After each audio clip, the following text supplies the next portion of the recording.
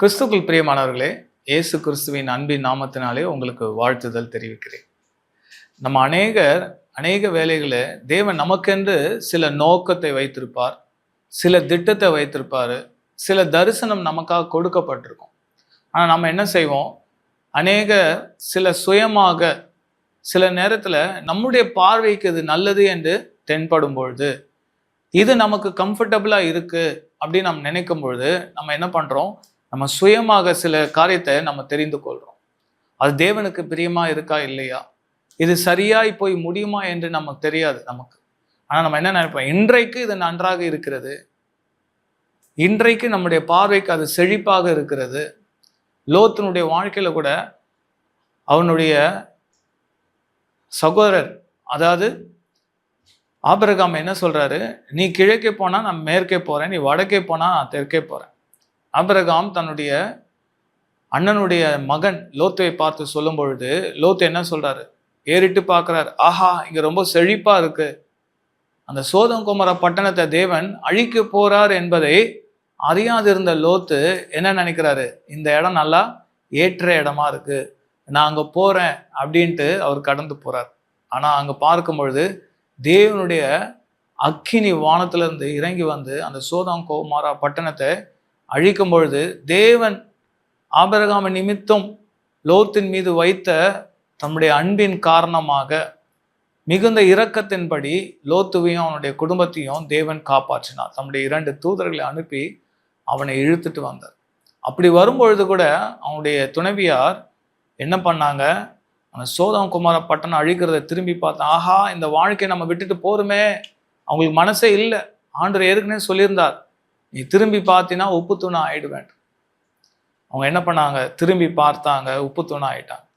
So லோத்துவும் அவங்களுடைய பிள்ளைகளும் அவர்கள் என்ன பண்ணாங்க? காப்பாற்றப்பட்டாங்க. நம்ம கூட அநேகருடைய வாழ்க்கையில நமக்கு முன்பதாக சில காரியங்கள் ரொம்ப கம்ஃபர்டபுளா இருக்கும்.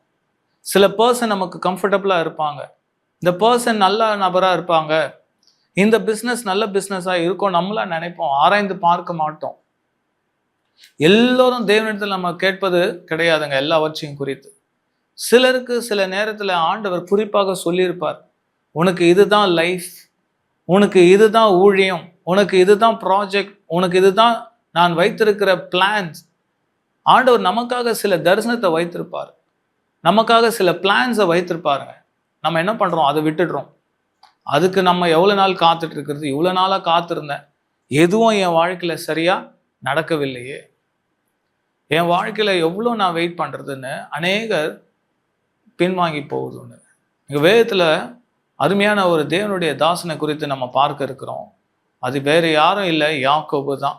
யாக்கோபு என்றாலுமே அவனுக்கு பேர் எத்தனை இருந்தது? ஆண்டவர் அவனுடைய பேரை மாற்றுகிறார். என்னவென்று?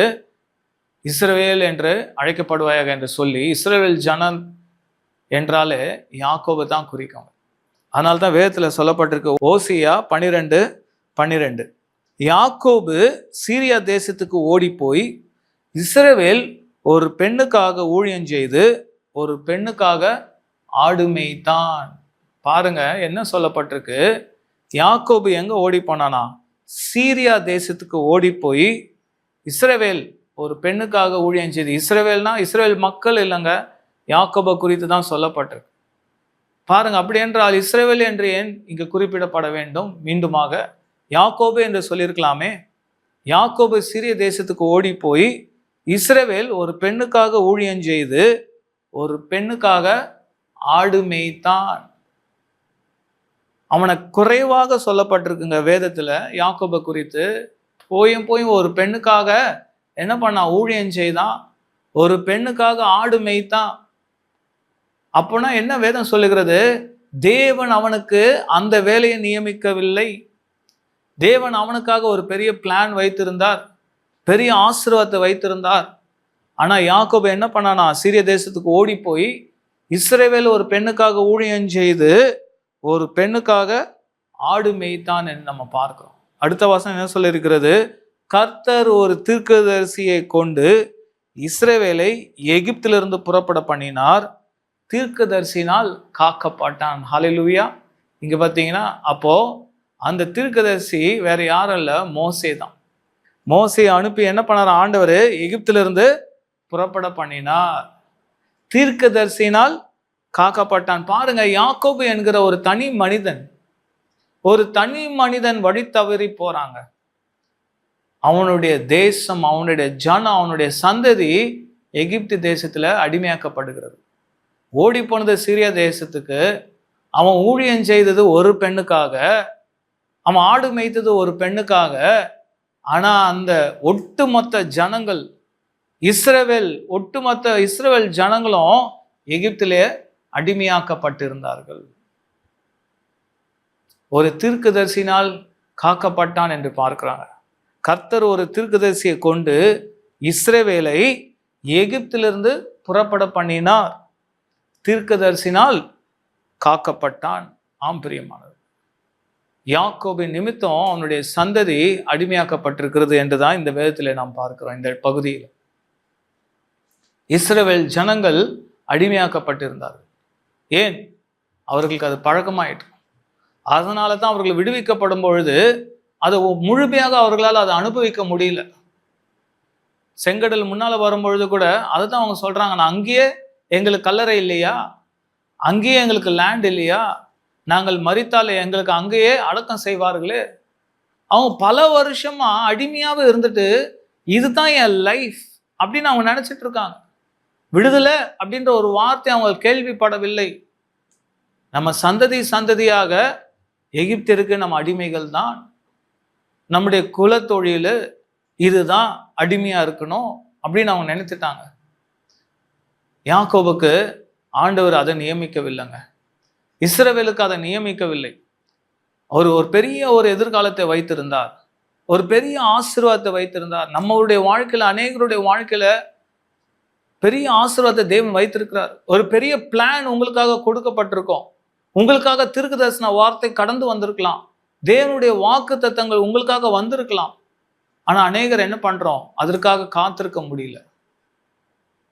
இதெல்லாம் எப்போ என் வாழ்க்கையில நிறைவேறும்? இத்தனை வருஷமா நிறைவேறாதது இனிமேல் நிறைவேறுமா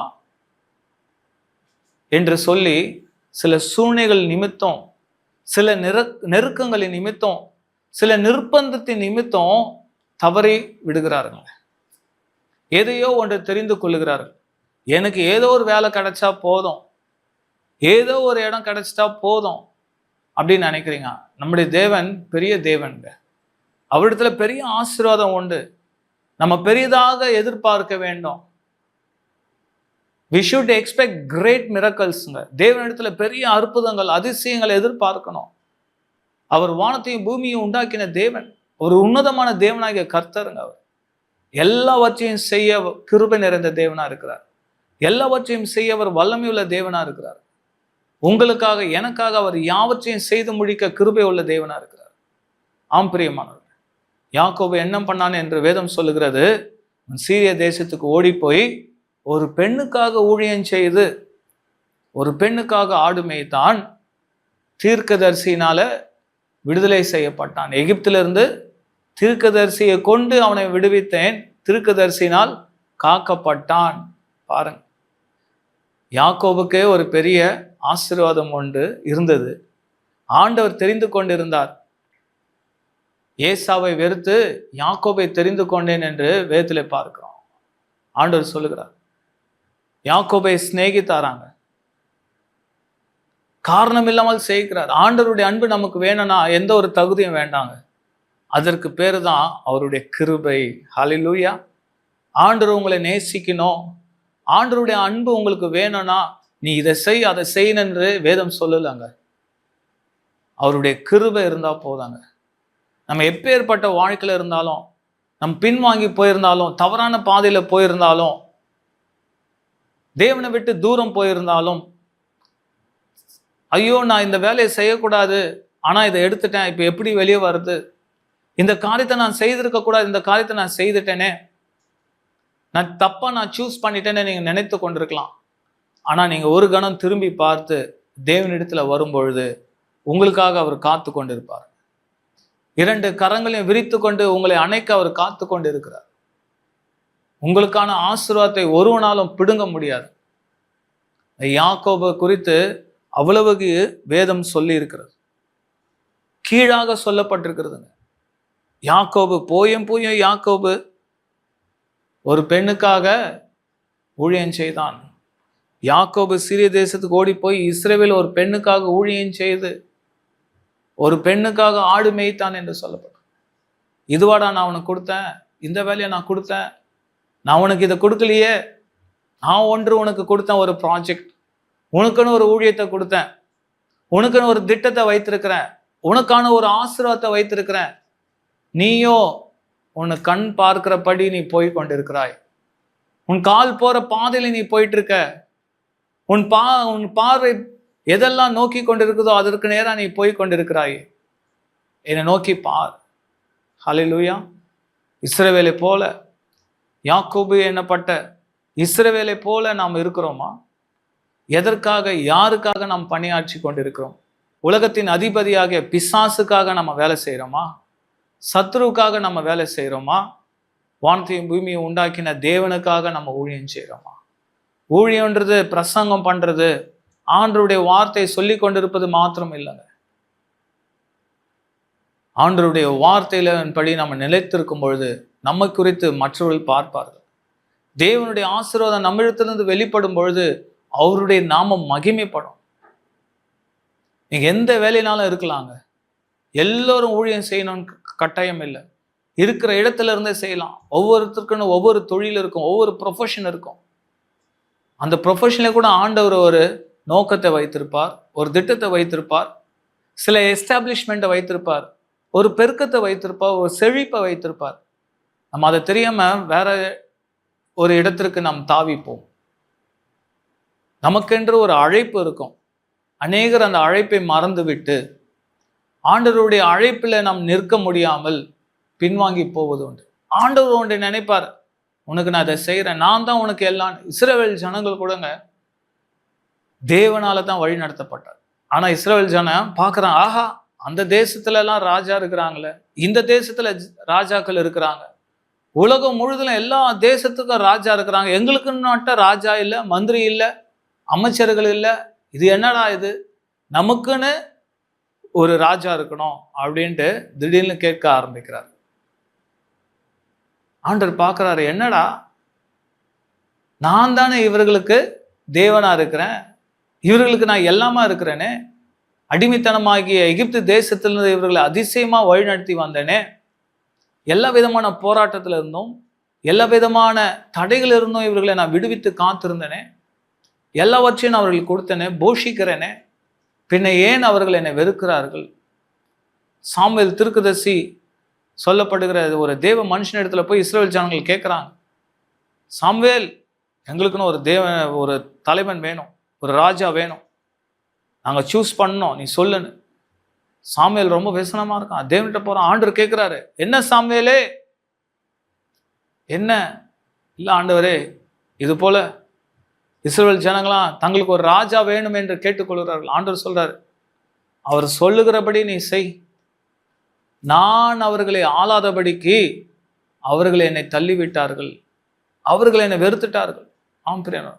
ஆண்டவர் உங்களுடைய வாழ்க்கையில உங்களுக்காக வரணும்னு இருக்கிறார், உங்க கூடவே வரணும், உங்களை கைட் பண்ணணும், உங்களுக்கு எல்லாவற்றையும் சொல்லி கொடுக்கணும், உங்களை வழி நடத்தணும்.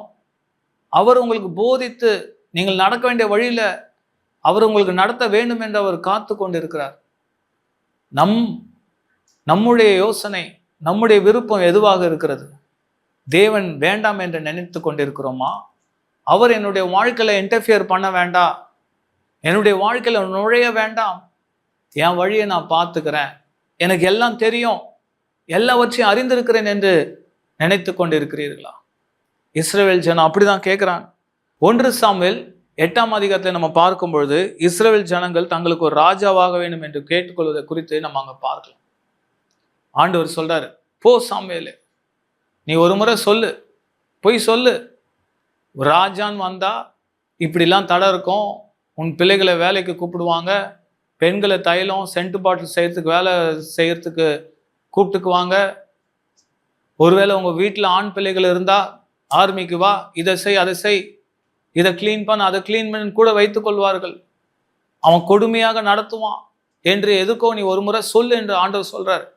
அப்படியும் இஸ்ரவேல் ஜனங்கள் என்ன சொல்றாங்க, எது இருந்தாலும் நாங்க பார்த்துக்கிறோங்க, அதெல்லாம் எங்களுக்கு கவலை இல்லைங்க, எங்களுக்கு ராஜா வந்தே ஆகும் அப்படின்னு கேட்குறான். சாமுவேலும் ரொம்ப வருத்தப்படுறான். இல்லை ஆண்டவரே, நான் சொல்ல வேண்டியதை சொல்லிட்டேன். அதை நம்ம பார்க்கலாமா எங்க இருக்குன்ட்டு? 8ஆம் அதிகாரம் 6 முதல் நான் உங்களுக்காக படிக்கிறேன், கவனிங்க. எங்களை நியாயம் விசாரிக்க ஒரு ராஜாவை ஏற்படுத்தும் என்று அவர்கள் சொன்ன வார்த்தை சாமுவேலுக்கு தகாததாய் காணப்பட்டது. ஆகையால் சாமுவேல் கர்த்தரை நோக்கி விண்ணப்பம் பண்ணினான். அப்பொழுது கர்த்தர் சாமுவேலை நோக்கி, ஜனங்கள் உன்னிடத்தில் சொல்லுகிறத எல்லாவற்றிலும் அவர்கள் சொல்லை கேள். அவர்கள் உன்னை தள்ளவில்லை, நான் அவர்களை ஆளாதபடிக்கு என்னைத்தான் தள்ளினார்கள். நான் அவர்களை எகிப்திலிருந்து புறப்பட பண்ணின நாள் முதல் இந்நாள் மட்டும் அவர்கள் என்னை விட்டு வேற தேவர்களை சேவித்து வந்த தங்கள் எல்லா செய்களின்படியையும் செய்தது போல அவர்கள் உனக்கும் செய்கிறார்கள். இப்போதும் அவர்கள் சொல்லை கேள்.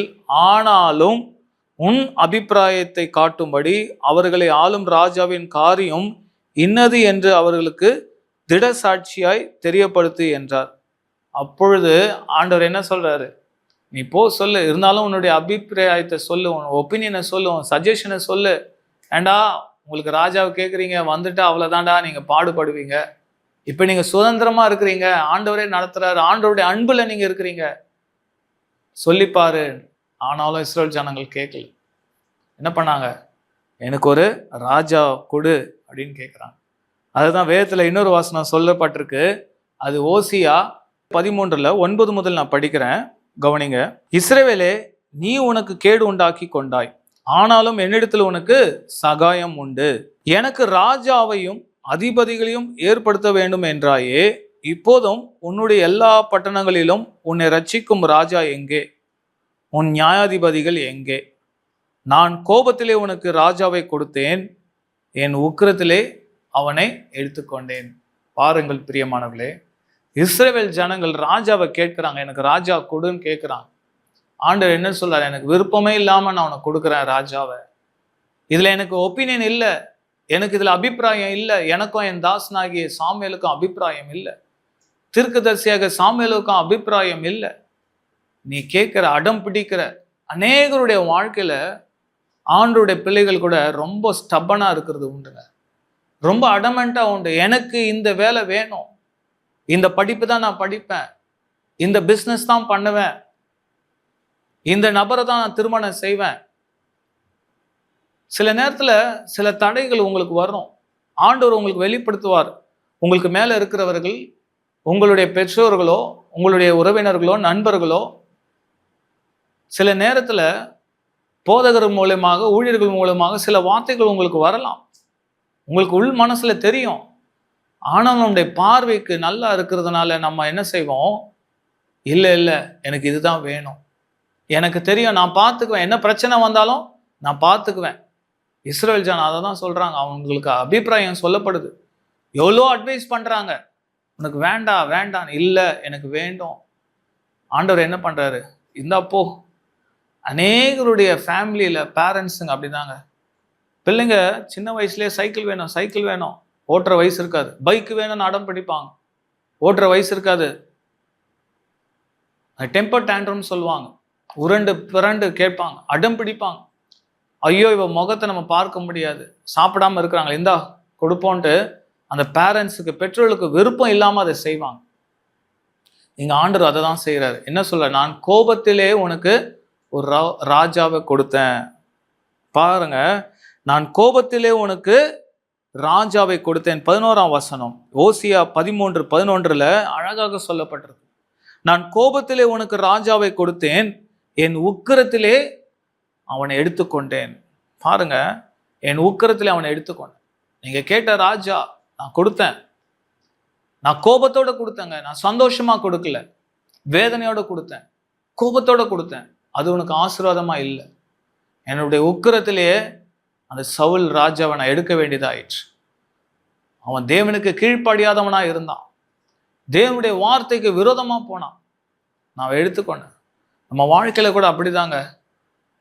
நம்ம ஏதோ ஒன்று வேணும் என்று, நமக்கு பிரியமானது, நம்முடைய பார்வைக்கு நலமானதை நம்ம தேடிக்கொண்டு இருக்கிறோம். இதுதான் பெஸ்ட், இதுதான் பெஸ்ட், ஐ நோ, எனக்கு தெரியும், இதுதான் எனக்கு செட் ஆகும், இதுதான் எனக்கு வேணும்னு சில நேரத்தில் போகுது.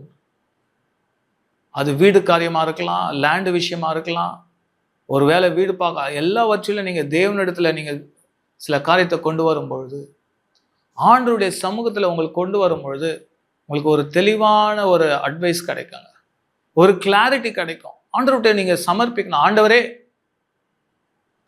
எனக்கு தெரியாத ஆண்டவரே, நீர் என்னை வழி நடத்தும், நீர் எனக்கு எல்லாவற்றையும் சொல்லிக்கொடும் என்று தேவனிடத்தில் நம்மை நாமே தாழ்த்தி கேட்கும் பொழுது அவர் நம்மை வழி நடத்த வல்லவராக இருக்கிறார்.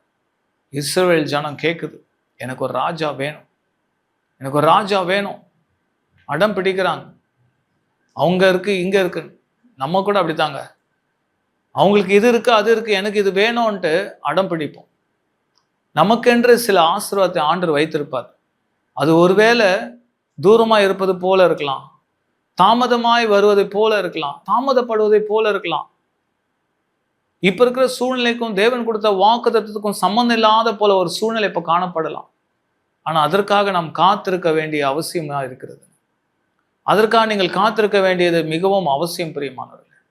நம்முடைய வாழ்க்கையில ஆண்டவருடைய ஆசீர்வாதம் எப்பொழுதும் உண்டு. அழைத்தவர் உண்மை உள்ள தேவன். அதனால்தான் நம்ம இங்க பார்க்கிறோம், ஓசியால, கோபத்திலே நான் உனக்கு ராஜாவை கொடுத்தேன், உக்கிரத்திலே அவனை நான் எடுத்துக்கொண்டேன். இஸ்ரவேல் ஜனங்களும் வற்புறுத்தி கேட்டாங்களே, என்ன ஆயிற்று?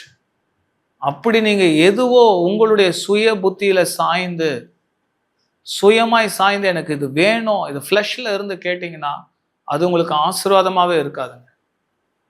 நான் சொல்லலைங்க, இது எந்த ஒரு சாபமும் கிடையாது. வேதத்துல இருக்கிறது அப்படியே உங்களோட நான் பகிர்ந்து கொள்கிறேன் பிரியமானவர்களே. அங்க ஆதியாமல பார்க்கிறது ஓசியால இங்க சொல்லப்பட்டிருக்கு, கோபத்தில் உனக்கு ராஜாவை கொடுத்தேன், உக்கிரத்தில் அவனை நான் எடுத்துக்கொண்டேன். சில ஆசீர்வாதம் ஏன் என்றால், ஆண்டவர் சில விஷயத்த கோபத்தில் கொடுக்கலாம், மறுபடியும் எடுக்கிறாருன்னா, இது உனக்கு வேண்டாம் மகனே, இது உனக்கு வேண்டாம் மகளேன்னு ஆண்டவர் சொல்வார். அது மீறி நம்ம கேட்டு அடி வாங்கி வாங்கின பிறகு அந்த நேரத்தில் சில பாதையை நம்ம கடந்து தான் போகணும். ஆனாலும் அநேகர் சொல்லுவோம், உடைந்ததை ஒரு நாள் ஒட்ட முடியாதுன்னு. ஆனால் ஆண்டவர் என்ன செய்வார்? தன்னுடைய கையில குழைந்து போன அந்த களிமண்ணை மீண்டுமா சரி செய்கிற ஒரு குயவனை போல ஆண்டவர் என்ன பண்ணுவாருங்க? உடைந்த பாத்திரமாய் நாம் தேவனிடத்துல நாம் போகும் பொழுது, தேவனுடைய சமூகத்துல நம்ம இழந்த காரியங்களை நம்ம கொண்டு போகும் பொழுது, ஆண்டவரே நான் தவறு செய்தேன், என்னுடைய விருப்பப்படி, என்னுடைய சுய புத்தியின்படி நான் உம்மை விட்டு விலகி போய் தேவையில்லாததை வேண்டாததை நான் தெரிந்து கொண்டேன், என்னை மன்னிப்பீரா, என்னை ஏற்றுக்கொள்வீரா, நான் இழந்தவைகளை எனக்கு திரும்ப கொடுப்பீங்களா, என் வாழ்க்கையை நீர் மாற்றுவீரா என்று நம் தேவனிடத்துல போய் நிற்கும் பொழுது அவர் எல்லாவற்றையும் திரும்ப கொடுக்க வல்லமை உள்ள தேவனா இருக்கார் பிரியமானவர்களே. அவர் ரிஸ்டோர் பண்ணுவாருங்க. நீங்க திரும்ப பெற்றுக்கொள்வீர்கள். எதை உங்க வாழ்க்கையில இழந்தீர்களோ அதை குறித்து நீங்கள் வருத்தப்பட வேண்டிய அவசியம் இல்லை. ஏனென்றால் எல்லாவற்றையும் திரும்ப கொடுக்கிற தேவன் உங்களுடைய தேவனா இருக்கிறார், உங்கள் பட்சமா இருக்கிறார், உங்கள் அருகாமையில நிற்கிறார், உங்களுக்காக காத்து கொண்டு இருக்கிறார் பிரியமானவர்களே. நீங்கள் தேவனை நோக்கி பார்க்கும் பொழுது நீங்க எவைகளை எல்லாம் இழந்தீர்களோ அவைகள் எல்லாவற்றையும் பெற்றுக்கொள்வீர்கள். நம்ம என்ன எப்பேற்பட்ட தவறு செய்திருந்தாலும் அவர் மன்னிக்கிற தேவனா இருக்கிறார், கிருபை உள்ள தேவனா இருக்கிறார், இரக்கமுள்ள தேவனா இருக்கிறார், அன்பு நிறைந்த தேவனா இருக்கிறார். அவருடைய அன்பிற்கு அளவே கிடையாதுங்க. அவர் இரக்கத்தில் ஐஸ்வர்யம் உள்ள தேவன் என்று நாம் பார்க்கிறோம் பிரியமானவர்களே. இன்னொரு இடத்துல கூட பிலேயாமுக்கு ஆண்டவர் சொல்றார், இஸ்ரவேல் ஜனங்களை சபிக்க வேண்டாம். பாலாக் என்கிற ராஜா பிலேயாமை நோக்கி வரான், இஸ்ரவேல் ஜனங்களை நீ ஆசீர்வதிச்சா ஆசீர்வதிக்கப்படுவாங்க, சபித்தா சபிக்கப்படுவாங்க, வா. ஆண்டவர் வேண்டாம் வேண்டான்றாரு. அவன் சபிக்கணும்னு போனாங்க, ஆசீர்வாதம் வருது அவன் வாயில இருந்து.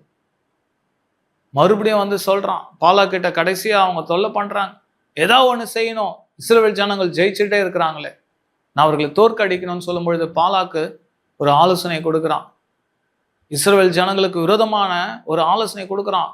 அது ஆண்டவருக்கு பிரியம் இல்லை. ஆண்டவர் சொல்றாரு, வேண்டாம், நீ அதை செய்யாத, பாலாக்கு நீ ஆலோசனை கொடுக்காத.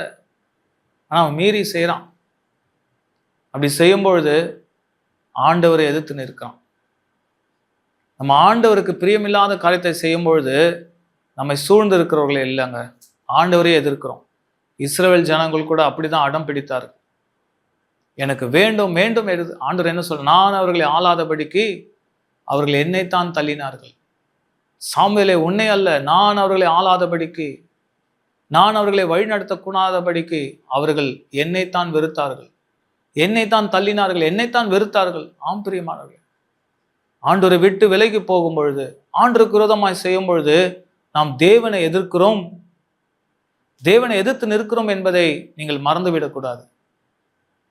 நம்முடைய சத்துருக்கள் நம்மளை எதிர்த்து நிற்கும் பொழுது ஆண்டவர் நமக்கு துணையாக நிற்பார், நமக்கு பட்சமாய் நிற்பார், நமக்காக யுத்தம் செய்வார்.